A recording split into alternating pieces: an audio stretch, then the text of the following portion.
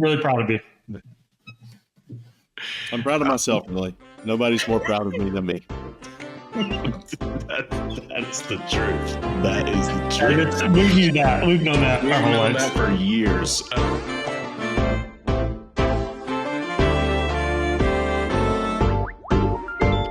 Hey, everybody. Welcome to Brothers Know Best. All right. The world doesn't need another podcast. So why are we doing this? Here we are. Giving you another podcast that the world does not need. But listen, we are three brothers who live on separate coasts, and we spend a lot of time talking to each other.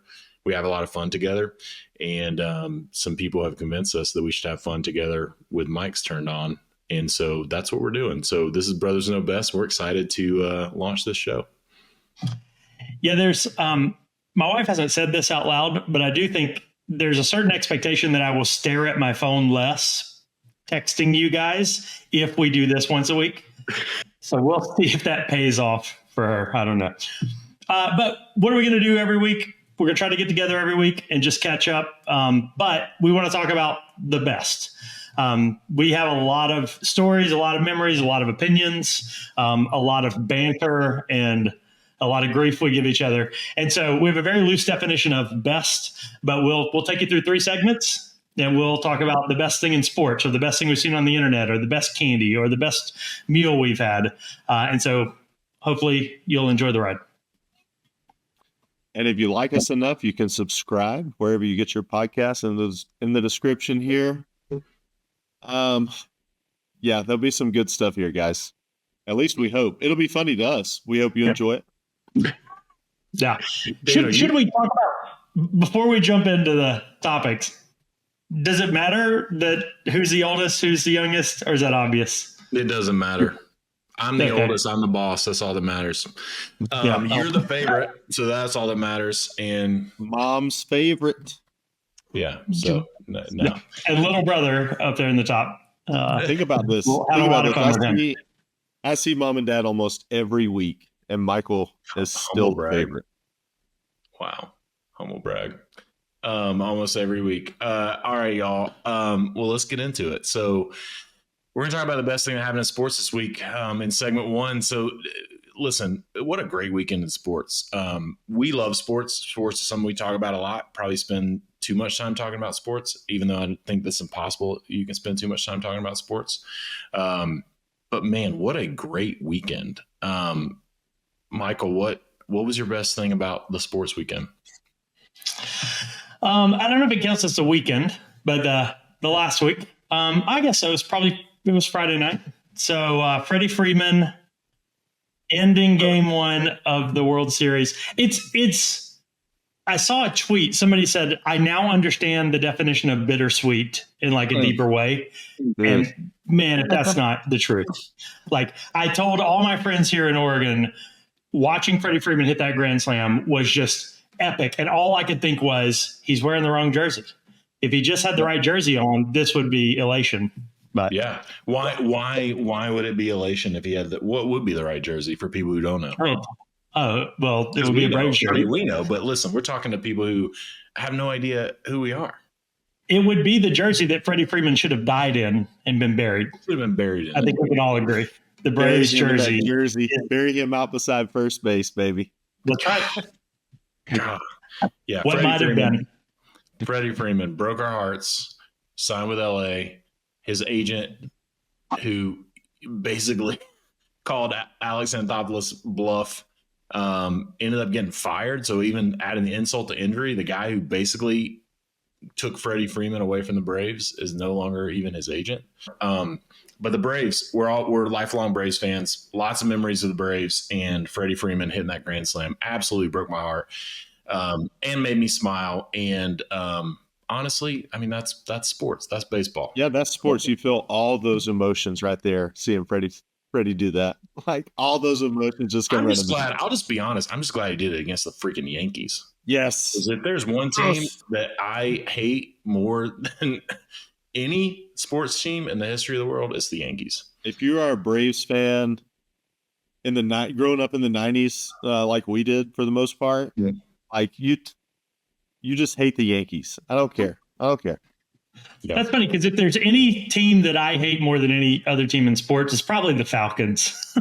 Yeah. Don't you disrespect our first place in the NFC South, Atlanta Falcons. Got the freaking run game, running 12 personnel with Kyle Pitts and Charlie Warner. Don't you disrespect our Falcons. But yes, I also hate the first place Falcons, who I am a lifelong fan of. Hey, man, Kyle, it's a good day for the Kyle Pitts is the best tight end in the NFL crowd. He had a day. I know. Kyle Pitts had a day. National Tight End Day. Shout out Kyle Pitts for showing up finally. We should have just somebody tell Kyle Pitts that it's National Tight End Day every week. Just dude, it's National Tight End Day.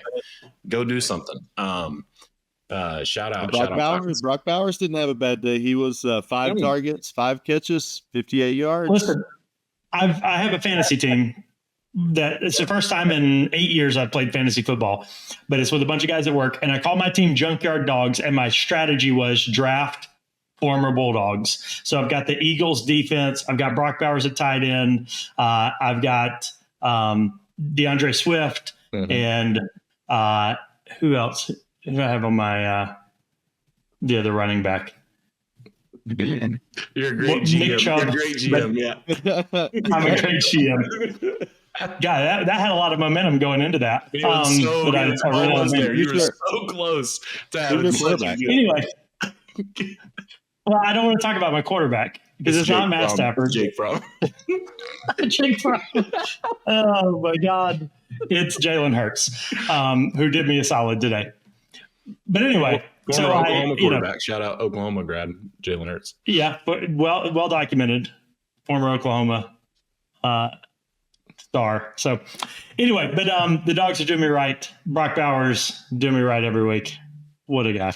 Love it. Love it. Daniel, what's the best thing about the sports weekend for you? Oh, the best thing, the absolute best thing this weekend, I did not see a single tweet over the weekend about Mike Bobo. Not a single one. Not a single tweet about Bobo, whether you hate him or love him. I didn't see a single tweet. So that was refreshing. But my best thing over the weekend, man, I'll probably catch some stuff for this being the first episode, but Jameis Winston had a day in Cleveland, bro. He had a day. Deshaun Watson gets hurt. Jameis Winston just comes in, and he threw for like 330 yards, I think, 3 touchdowns. Oh, man.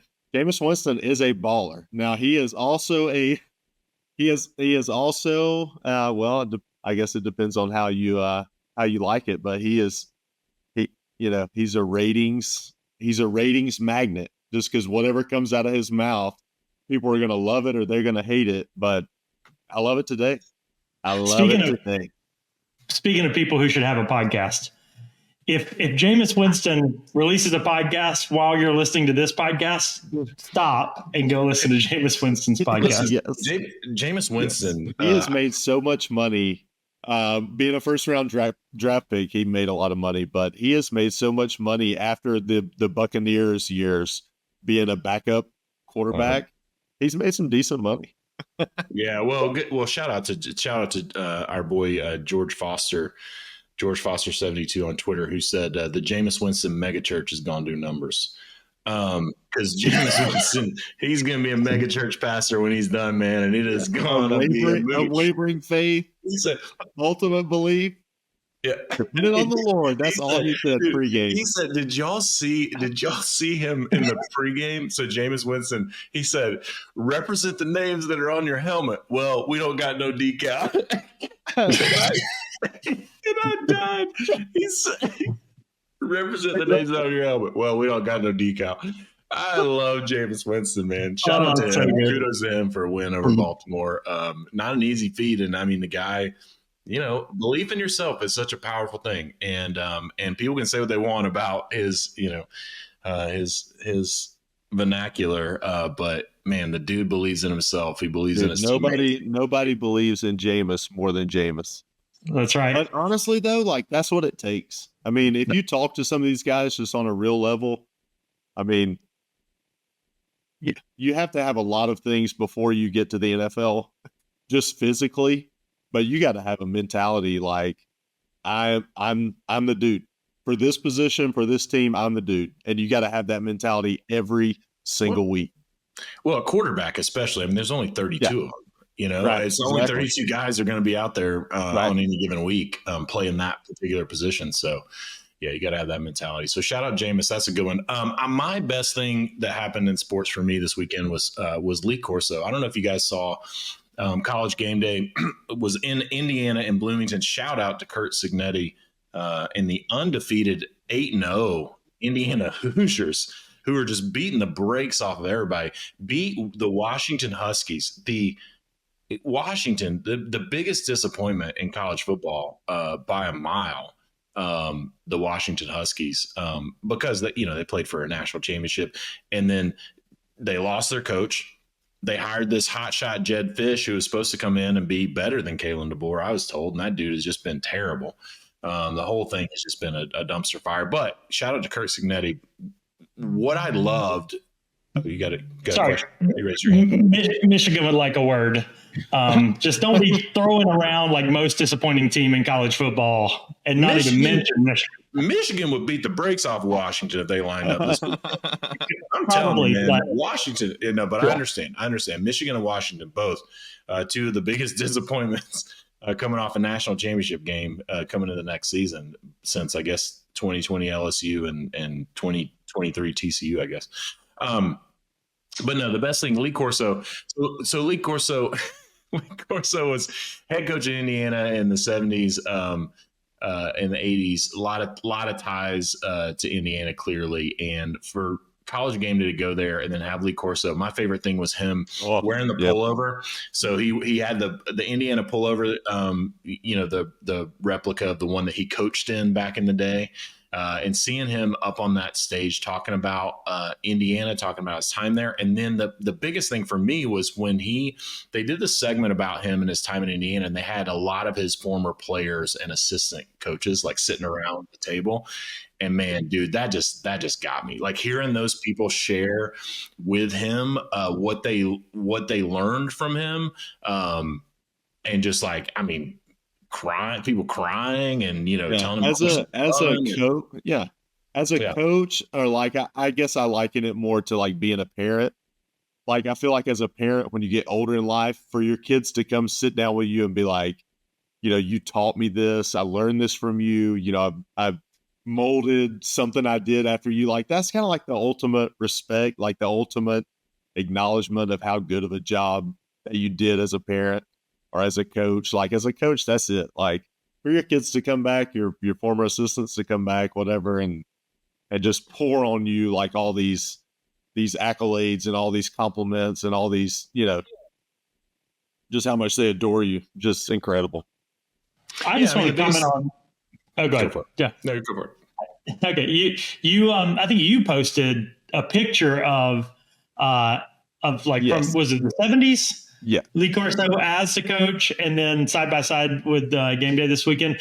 And I just got to say, man, 70s Lee Corso was a vibe. Dude, like that picture was awesome. I thought I could rock. It goes real hard. I could rock that facial hair and just that don't care, hoodie or whatever he was wearing, sweater. It was awesome. Yeah, dude. I mean, Lee Corso. I mean, people don't. A lot of people don't know, especially younger college football fans. You only know Lee Corso in these last few years when he, as he's been aging and a lot of what you're seeing on social media. I mean, but this guy, he was a star quarterback at Florida State. They call him the Sunshine Scooter because he ran that option down there at Florida State in the late 50s. And then he was on staff with at Navy with Bill Belichick's dad, Steve Belichick, and like just a legendary coaching career. And I love that. The one quote I did want to give that I loved hearing those people talk about, this one assistant coach said that Lee Corso taught him that in life, what you give, you'll always have, but what you hold back is gone forever. Yes. And man, what a Good song. line, like saying that's what Lee Corso taught him. So to your point, Daniel, I mean, give people flowers, man. Give people flowers. Yeah. Like people that have meant something to you, people that have done something good in your life, taught you something. Man, give your flowers away. Because at the end of the day, I mean, you never know A, what's going to happen, but B, you see some people really don't know the impact that they have, I think, on your life unless you actually tell them. So that's why it was my best thing. Also, I mean, Kurt Signetti playing freaking joyless murder ball up there in Bloomington and just beating the brakes off everybody. What did you say? The team in Crimson is playing joyless murder You, ball. you know who's coming for you It's when you not say in that. Tuscaloosa. You know who's It's coming not for in you when you Tuscaloosa. say that. The people who are the team that's playing joyless murder ball is wearing the Crimson. Oh, Is Indiana. Indiana is the Crimson team playing joyless murder ball. they're gonna have to turn in. They're gonna have to turn in all their little pouch purses and their little buttons they wear on Saturday, John. No one it wants Indiana right now. I'm telling you, Ohio State. Godspeed. Oh, if Ohio State gets through Penn State, I mean, Godspeed, because you got Indiana coming to Columbus real soon, and that is going to be a game. All right, y'all. That's the best thing happening for us in sports this weekend, among many other things. If we can recommend some sports podcasts if you want to go deep into the analysis of ball, that's not what we're here for. We're here to just give you what we like, what we enjoy. Speaking of liking and enjoying, it's Halloween week. The best thing about Halloween? Somebody Is it seeing weird, like, aging people still trying to dress provocatively? And no, that's not it. Maybe not. Provocatively was not the word I was expecting to come out. No, I mean they're trying hard. They're trying They're trying hard to hang on to their youth, man. I was going to say virtual Halloween parties at work where you wear your costume to the Zoom call. That's the best thing, right? No. Yeah.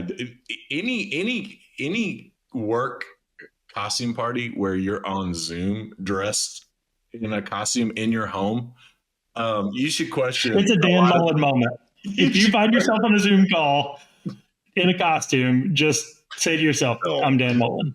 Don't, please listen for work. Listen, if you want to dress up and, like, I don't know, you got friends all over the country and you want to do FaceTime or whatever, but don't be dressing up in your house and, like, working on your spreadsheet and then jumping on the Zoom call to do your costume contest. Don't be doing that. No, the best thing, and I love that that's where y'all's mind went. Neither one of you mentioned, like, watching your kids dress up or trick or treat. Like, you didn't mention anything about. God, we have to do that again, boy. Because the best thing is, yes, you have to do that again. Because the best thing is the dad tax. It's the dad tax. The dad tax. Your kids are going to go out and get a bucket, get pounds of candy, and you get to take your dad tax. And so I'm looking forward to Halloween for that reason, because I don't know if y'all know this about me, but I like candy. Did y'all know this about me? Couldn't tell. I myself am a self-proclaimed candy connoisseur. Oh, connoisseur. Okay, self-proclaimed. It's the key word there. That's it. That's the key. That's the key. I love it. I don't have a sweet tooth. All my teeth are sweet. Well, it's because anything that somebody else proclaims about Daniel, we can't repeat on this podcast. Very true. All the good stuff is self-proclaimed. All the good stuff is self-proclaimed. Daniel, okay, since you're the connoisseur and you got all those sweet teeth and stuck in your head, what's your favorite Halloween candy? Oh, I'm gonna get absolutely murdered. Wait. You can't say I'm a candy connoisseur and then I'm gonna get absolutely murdered for my candy take. What are we doing here? Because the best candy year after year it's dots, man. It's dots. It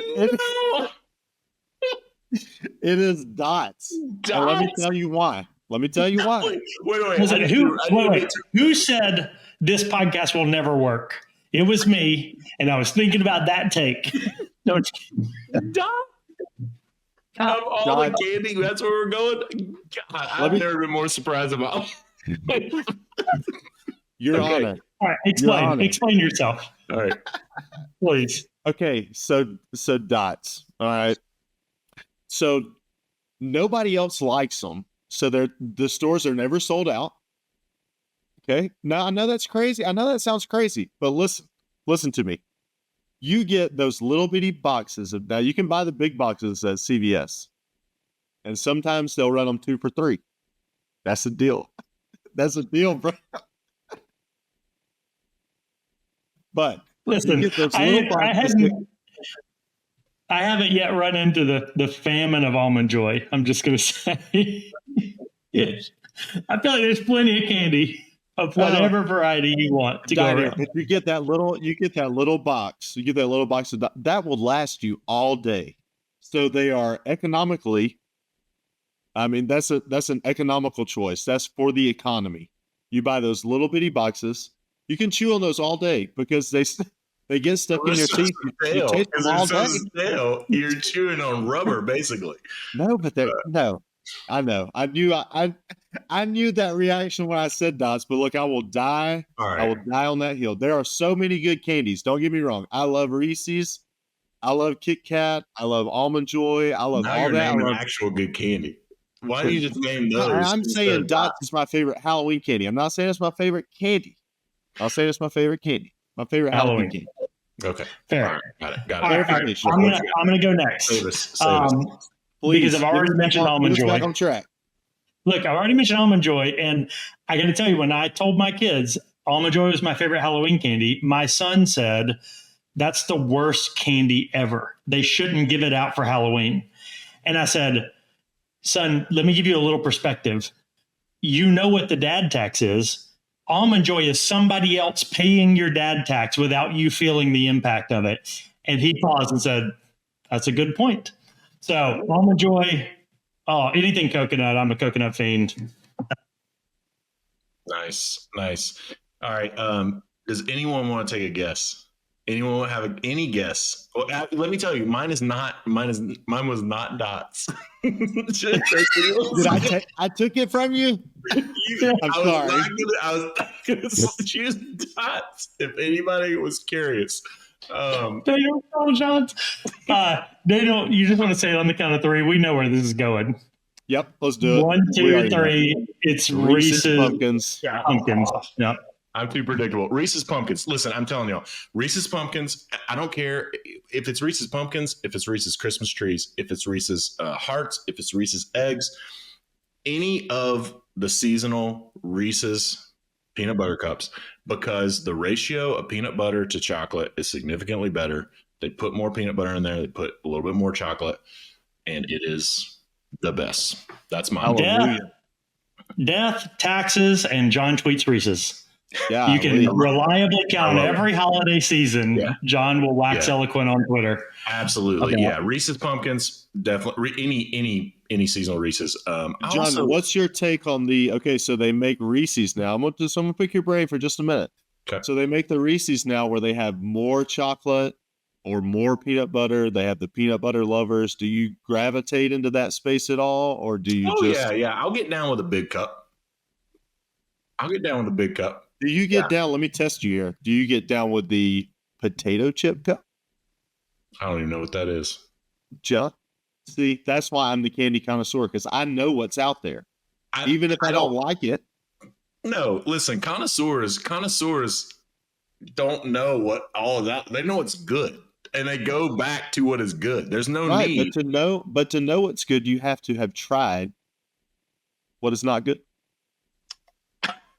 Well, I'll go. Okay. If that's the case, if to know what is good, you have to have tried what is not good.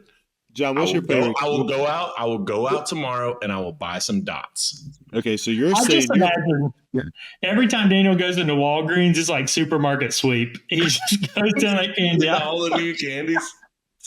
Yeah. Hey, I was in Walmart today, and before we left, I just browsed up and down the candy aisle just real quick, just to see, making mental notes. just to see, baby. Well, whatever the sommelier version of a candy person is, that's what Daniel is, I guess. But dots, I will never get over dot. I would never get over you saying dots. They have glow in the dark. Actually, they're not glow in the dark, but they're called ghost dots, where they're all the same color, so you don't know what flavor you're getting. Boy, Okay.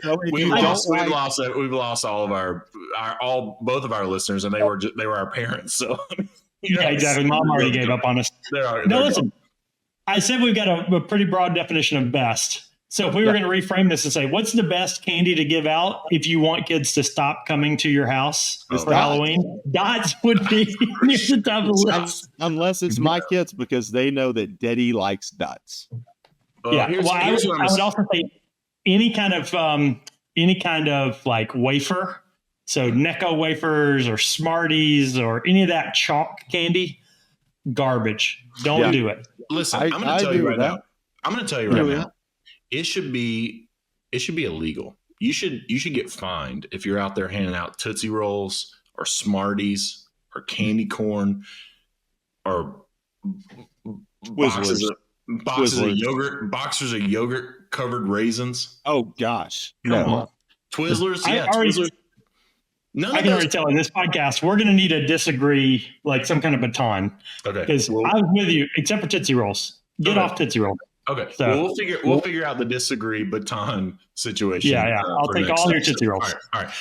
Speaking of Halloween, before we move on, what's a costume that you wish you could wear this year, like 2024? You're like, I wish I could dress up as this, but clearly I won't, or I can't, or I don't dress up anymore because I'm a adult. But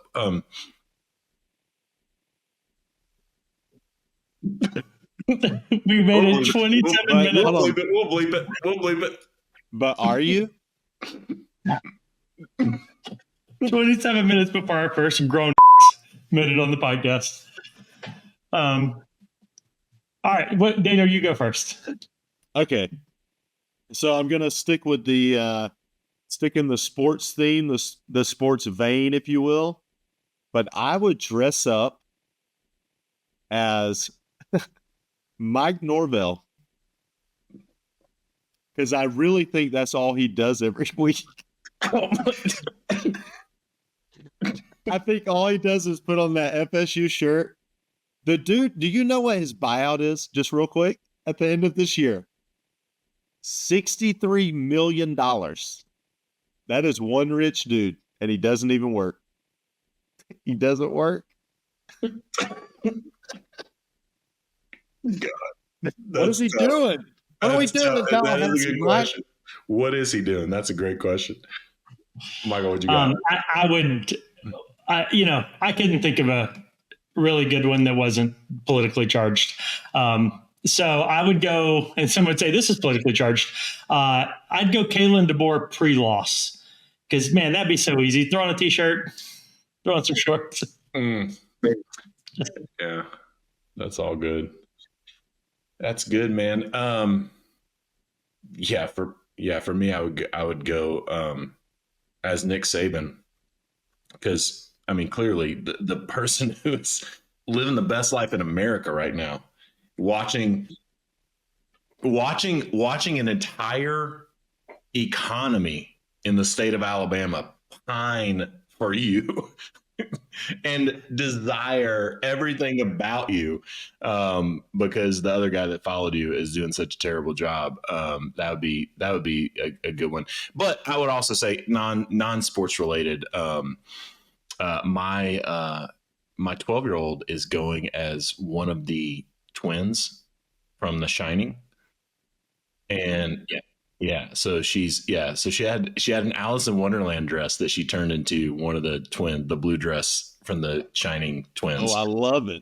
Yeah, I would love to dress up as Jack. My youngest daughter is going as the Oogie Boogie Man from The Nightmare Before Christmas. I love it. Nice. Yeah. My son is going as a Minion, and he wants me to go as Gru. Yes. So okay. Look, time out. We had a Halloween themed softball tournament Saturday, and I meant to send you guys the video, but the first team we played was the Minions. They were all dressed up as Minions, had on their little Minion hats. Wow. And there was a guy out there dressed up as Gru. And forgive me because I don't even know what the other two guys' names are, but the guy with the orange jumpsuit and the purple jumpsuit, full tilt, man. They were out there coaching that game. I love it. Fully dressed for the occasion, Well, and I loved it. I'm gonna go dress as what I go every year. Dress on Halloween is a suburban dad drinking whiskey while his kids trick or treat. That's my costume. It works every year. It's a good one. It works every year. So yeah. I pulled the Ron Swanson a couple of years with the mustache. It sells. It works. It got a brown blazer. I think you're ready to throw a toboggan on that head and go as Paul Bunyan. Ooh, it's not bad. I mean, you're in Oregon, and I'm built like a lumberjack. I mean, if you've seen me, you know. Luckily, you're not. You're not going to cause any issues for anybody watching the podcast because we only see from the shoulders. Exactly. Up. I'm in reality, I'm built more like the cookie at the lumberjack camp. The guy's just whipping up flapjacks all day, every day, and then eating the extras. All right. Last segment. Speaking of food, listen, you are going to find out if you listen to the show for any length of time, and God bless you if you are still listening to this show, because I'm having a blast. But we're going to talk a lot about food. That's one thing that is really, really sacred to us, I think. And listen, I think growing up in the South, I think it's like anywhere else. I think, a lot of cultures that have close like family ties, food it's just a central theme. It's just a central theme of gatherings. It's a central theme of comfort. It's a central theme of celebration, all those things. You're around food, and there's a lot of food memories and a lot of specific things that come with that. So, I thought we'd kick off, episode 1 of Brothers Know Best and just talk about, our mom, who is, God bless her, has cooked her entire life for us. And I don't know, I mean, you can see us if you're watching this on YouTube. We have not gone hungry. And so bless that woman for cooking for us and our dad. Would love to know, like, the best meal that mom makes. Like, what do y'all got? What's the best thing that you enjoy that mom makes, and what it represents to you?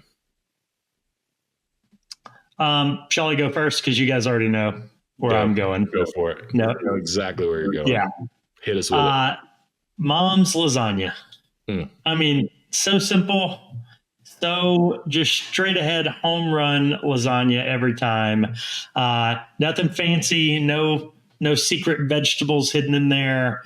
I'm not sure there are any vegetables in there, but like, sometimes you cut into lasagna and you find like squash or things like that. Zucchini. Never a risk. Zucchini. Imagine Michael and his family come home for Christmas and mom hits us with the vegetarian lasagna. That'd be my last trip back for Christmas. No, but and I think for me it is like ultimate comfort food. It makes a lot. It's easy to feed a bunch of people with it. She always puts a layer of cottage cheese at the bottom, so she does like sauce, noodles, and then cottage cheese, noodles, and then it's sauce and cheese, mozzarella, all the way up to the top of that 9x13 she's had for 40 years, and man. It hits every single time. I don't know what she does to that sauce, but it is illegal. It's illegal in all 50 states. Yeah. Illegal. What we're gonna do if you're listening to the show, definitely subscribe, and I'm gonna talk to mom, and we're gonna figure out a way to get some recipes out there of some of the stuff that we talk about, because that lasagna, if she'll give up the recipe, we'll see if she will. But that lasagna is it's a banger. Just real quick, what the best thing about her cooking is, for most of the stuff, there is no recipe. She just makes it up. That's true. Yeah, that's true. But she makes it up the exact same way over and over and over for the last. It's like muscle memory. Yes. Yeah, she's made it up the exact same way for the last 30 years. So I think we could probably squeeze a recipe out of there Well, somewhere. I think what's going to have to happen is you're going to have to stand next to her while she makes it and document what she's Yes. doing. Yeah, and I don't even know if she still won't tell me. It'll be a little bit different, I guarantee you. Don't look away. Daniel, don't look away. I'm gonna be there like watch mom make lasagna, not blinking.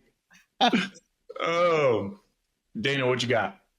Oh, I knew Michael would take lasagna. And honestly, I feel like between the three of us, lasagna is like that top tier, but we can't all three say lasagna. But I love her cube steak, probably just in a vacuum. Like her cube steak is always on point. But if we're going favorite, like the meal or the dish that takes me back to like a place, it would be we used to do after church, we would go back over to the house and mom would make these turkey roll-up things. And I don't know what it didn't matter. I was like a 13, 12, 11-year-old kid. And she would take that turkey, do what? With your Hideo Nomo hat. That's right. Speaking of the Dodgers. Speaking of the Dodgers. Yeah, shout out. But she would take that turkey and alfalfa sprouts, and she would toast that thing in a skillet, and whatever honey mustard that she used to buy at Ingles, and that was just like if we had that on Sunday night, that was like in my mind, it was like this is a perfect day. Like it was probably a good day already because I'm 10, 11, 12-year-old kid. But to have that on Sunday night, perfect day.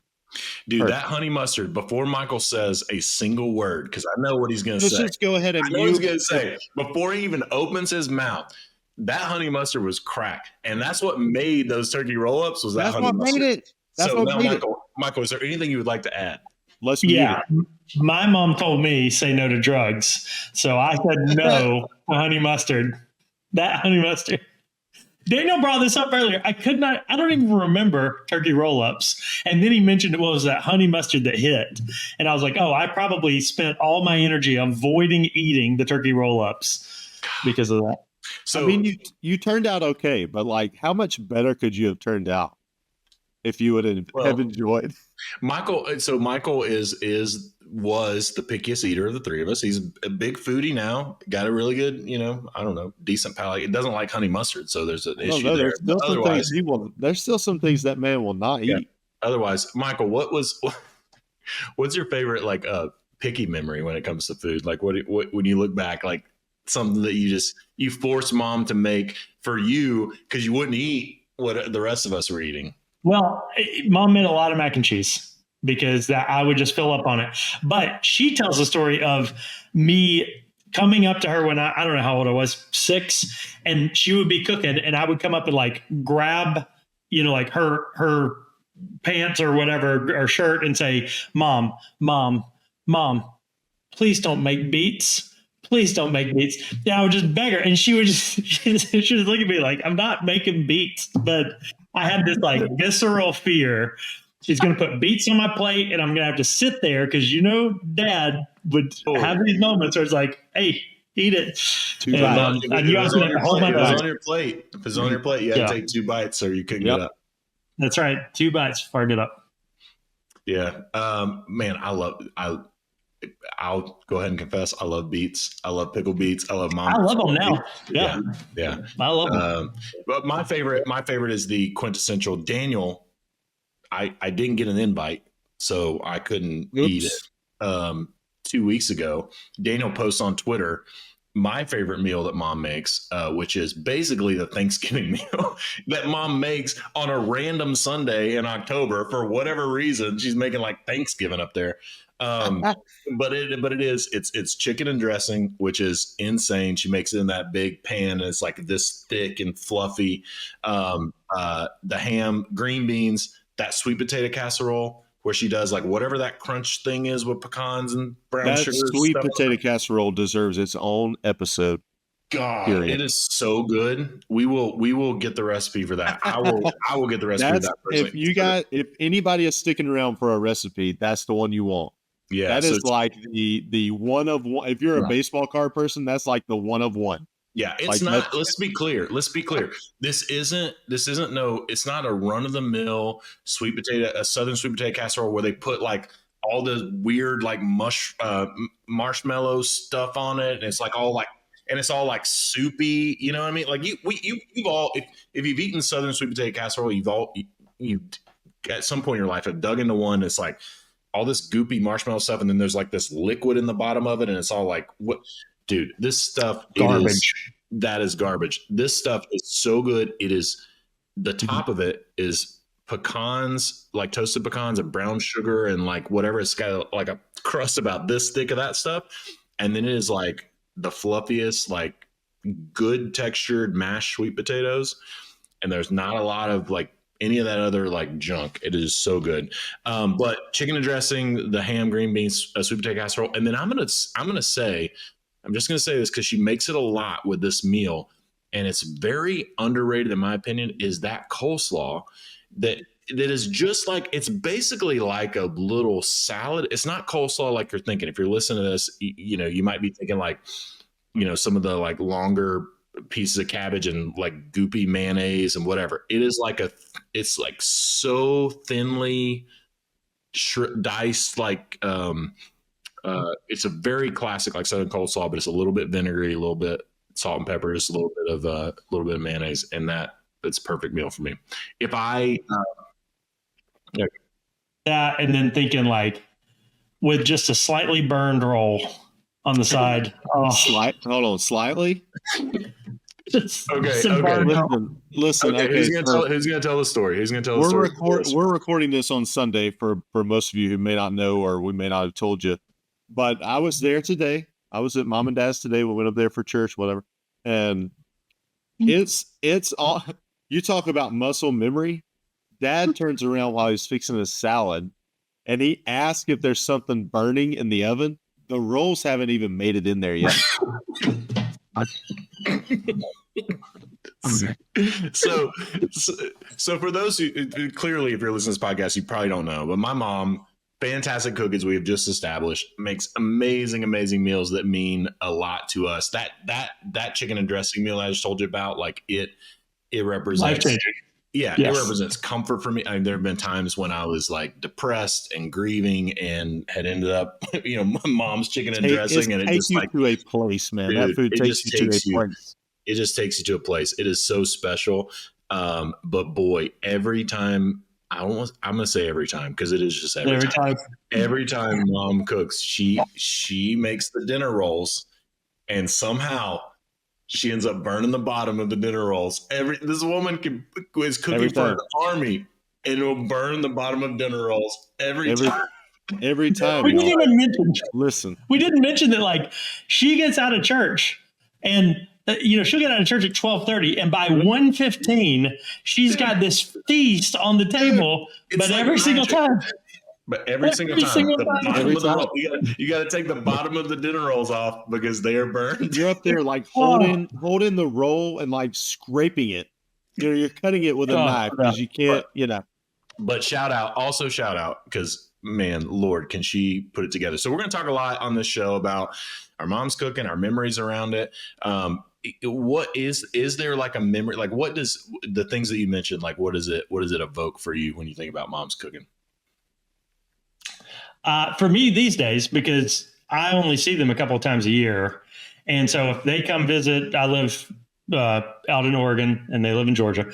So if they come visit, or if I go home, mom does a really good job of whipping up lasagna, when she's in town or when I'm there. So these days now it's like, it's more than just amazing food. It is, hey, I'm spending time with my mom. And so that's significant. Yeah, I love that. What about you, Daniel? You're up there all the time getting all this good food. No, I get it. Where I'm not invited. I'm not invited, guys. Yeah. Okay. I'm eating this food almost weekly. Yeah. So, but again, Michael's still the favorite. If we could say that one more time before this first episode concludes, the takeaway I would love for whoever's watching, if you're still watching, Michael is the favorite. But man, really. That food is just, I mean, it is, I judge every food I eat by mom's food. There it is. That's just what I do. And it's not that I don't like it because I can eat other things, obviously, because I do. But man, it's like you go somewhere and you eat something that your mom just whipped up in an afternoon or whipped up on a Sunday evening after church. And you're like, this company makes millions of dollars off of this. And my mom can make this twice as good in 15 minutes. And I know it's my mom, and I know obviously I'm biased and partial, but I don't know.